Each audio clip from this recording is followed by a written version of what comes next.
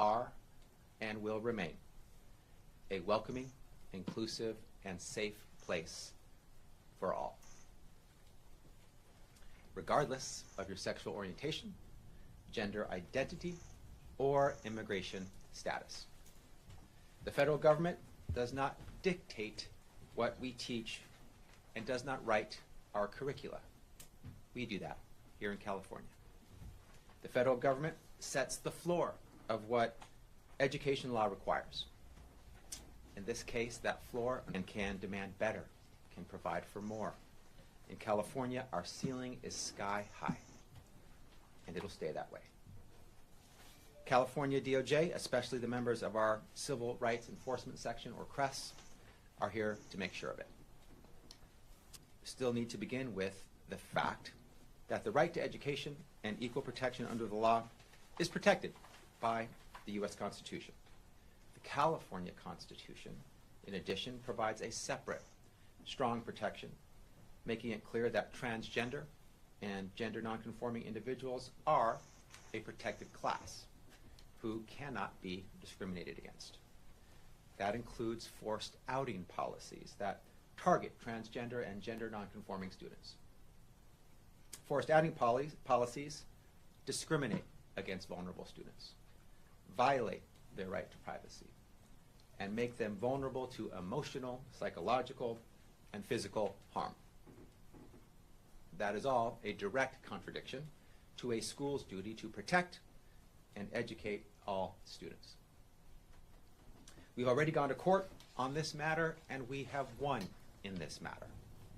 Thanks to our lawsuit and interventions, California Superior Court permanently blocked Chino Valley United School District from instituting a forced outing policy at their schools. This isn't just me saying it. This is the court saying it. Since that lawsuit, California enacted a law prohibiting forced outing policies in our schools and provides for additional protections to educators who face retaliatory actions from administrators and school boards for seeking to create an inclusive and safe school environment. My office has put out guidance today. You can be sure that I will continue to vigorously defend and enforce, because every student, no matter how they identify, has the right to get an education. In California, part of that education includes inclusive lessons. California is the most diverse state in the nation, proudly so. It's core to our identity and a major reason why we are the 5th largest economy in the world. Our diversity is both our story and our strength. It should be uplifted, it should be celebrated, and it should be taught. In California schools, it is, accurately, truthfully, respectfully, and without discrimination. California law requires that curricula, books, and instructional materials reflect the diversity of our state and the roles and contributions of our diverse population.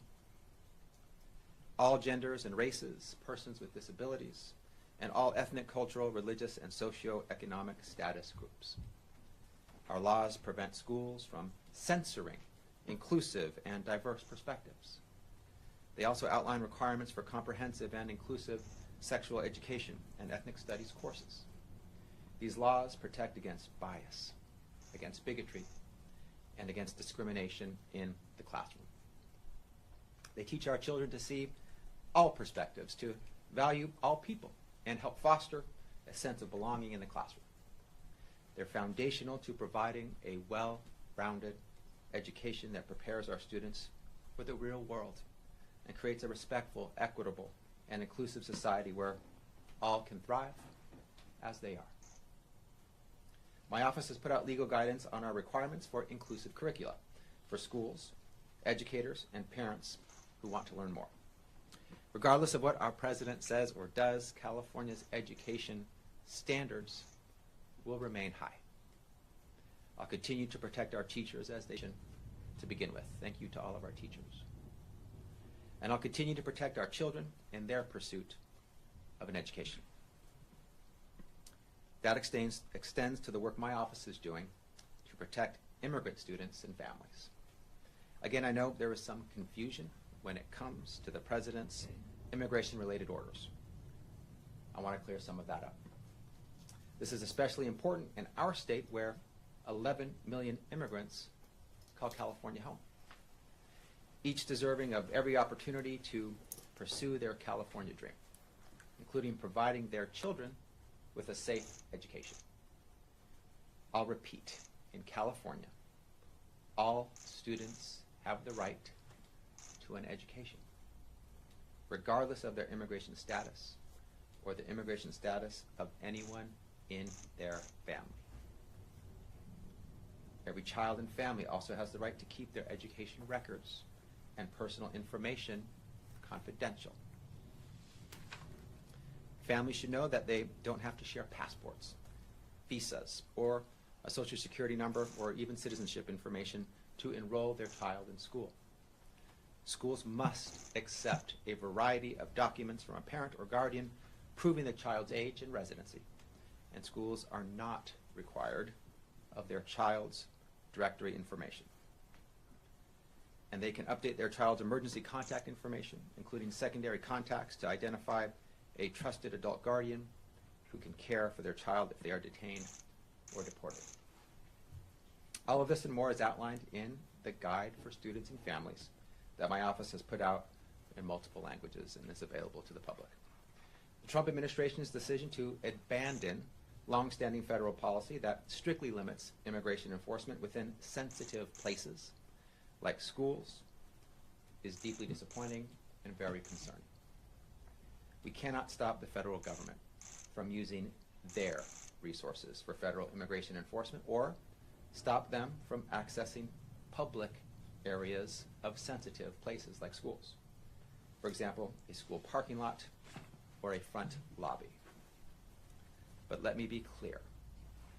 The President's order has no impact on California's law generally precluding state and local officials from assisting with federal government with immigration enforcement.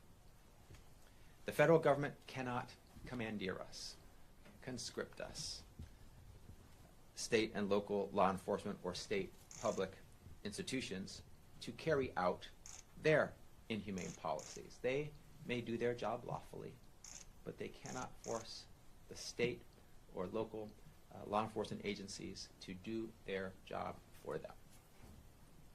Federal immigration enforcement is not permitted to enter non-public areas without an order signed by a judge. This includes classrooms or libraries.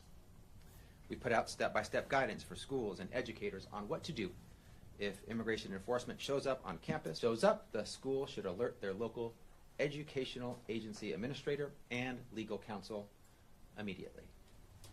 They should ask to see the officer's credentials and any documentation that would authorize school access. And they should document everything that happens during the exchange. All of this is outlined in clear steps in our guidance. I urge schools to review it. We want to make sure our schools have all the information and all the resources they need so they don't get bullied or confused into violating any student's rights. I want to encourage schools to immediately contact legal counsel if they receive any request from ICE or find ICE agents on campus. I also want them to keep our office informed as we continue monitoring federal immigration efforts throughout the state. If you witness any concerning immigration-related activity, please email my team at immigration@doj.ca.gov, immigration@doj.ca.gov. It's been just over 2 weeks of the new federal administration, and already many of the challenges that we anticipated have come to pass. We anticipated them, we were ready for them. Challenges that my team have been preparing for weeks and for months. That's why we were able to sue the president hours after he attempted to violate the Constitution and end birthright citizenship. Although the fight isn't over, we secured a temporary restraining order to protect American citizens while litigation proceeds. A Reagan, a Republican president, appointee judge in that case, who had served for 4 decades, said that this was the clearest case he'd seen in his 4-decade tenure as a judge. He said the president's executive order was a blatant violation of the Constitution. And he even said his mind was boggled that the United States Department of Justice attorneys could advance the arguments that they were making in his courtroom. That's what our president did on day one. We were also ready, because of our preparedness, to sue the president hours after a memo came out from the Office of Management and Budget, attempting to freeze nearly $3 trillion essential, critical services throughout our nation. Things like health care for children, food programs for the poor, housing for low-income Americans, support for access to higher education and early childhood education, things like federal disaster relief that California needs yesterday to support our people in Los Angeles suffering from the LA fires. The president unconstitutionally tried to end that funding with the swipe of a pen. Again, we were able to temporarily block that freeze, keeping that critical funding accessible in the meantime. And it shouldn't be too much to ask that the President of the United States of America comply with the law, follow the law, act constitutionally, as he swore an oath to do 2 weeks ago. As the last 15 days have made clear, where the President falls down in his obligations, in his commitments, in his duty to follow the law and abide by the Constitution, when he tramples our rights or our freedoms, I will take action. I will see the President in court and stop him from taking that unlawful action. I will not be deterred by his divisive or his harmful rhetoric or chaotic. As Chief Law Enforcement Officer for California, I'm here to defend, to enforce, and uphold our laws and protect all Californians. No matter how you look, where you're from, what language you speak, how you pray, who you love, or how you identify. That includes ensuring that our schools are welcoming, inclusive, and safe for all students and educators. All Californians will always have an ally in me. Before I open it up for questions, I want to acknowledge and thank the members of my team at DOJ who are working tirelessly, late nights, weekends, around the clock to protect Californians and ensure we hold the federal administration accountable to the law. Alexis Piazza, Eddie Nugent, Laura Fair, Joel Marrero, Virginia Corrigan, Michael Newman, and Cheryl Feiner. My team doesn't do it for the recognition, but I want to recognize them and thank them for their incredible work. We're 2 weeks in. We've been busy. We've been holding the president accountable, and we're ready for anything and everything that might come in the future. So with that, I thank you for being here and happy to answer any questions you might have. Have you seen any confusion from school districts about guidance and device times? We are. We're definitely seeing the need for clarity, for guidance, for defining the contours and the nuances of the law. It's sometimes something that's not easily accessible to everyone in terms of how the federal law works. When they see an executive order, there's talk out there about the supremacy clause and federal law trumping state law, and it's not true in all cases. And so it's important that the chief law officer, me, my team, my office, provide the guidance, provide the clarity, make sure people know exactly what their rights are, what they can do, what they can't do, including intangible scenarios. So we try to turn it into real talk, plain speak, so that folks who are not attorneys and have rights and protections and duties and obligations are able to understand what those are. And what would you say to districts or school districts that might maybe be more sympathetic towards immigration enforcement, might not want to follow what you have laid out? You need to follow the law, is That's what I'd say. Students have rights. Educators have rights, have protections. California passed laws that apply to everyone. And everyone's entitled to their personal beliefs, and everyone must follow the law. So this isn't a time to decide as an individual what to do based on your whims. It's time to look at the law as we've clarified it and follow it. And that's what today's about. Do you know how many students? We don't have a overall aggregate number. I will say this, we've had many reports of anecdotal situations in which parents aren't going to work and students aren't going to school. So we haven't been able to identify exactly what that looks like statistically, but we know that it is prevalent. And anyone else? Do you have any statement in Spanish? We can provide that afterwards. Okay. Thank you. Anyone else?